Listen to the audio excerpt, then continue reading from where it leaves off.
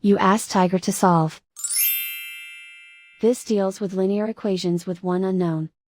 The final result is q equals 1. Let's solve it step by step. Simplify the expression. Expand the parentheses. Simplify the arithmetic. Multiply the coefficients. Group like terms.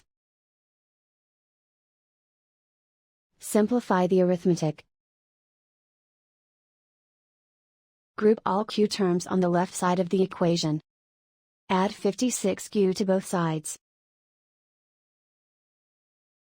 Group like terms. Simplify the arithmetic.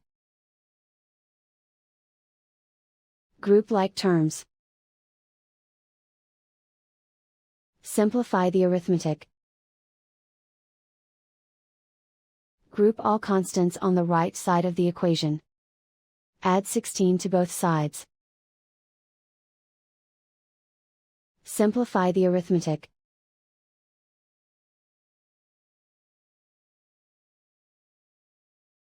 Isolate the q. Divide both sides by 61. Simplify the fraction.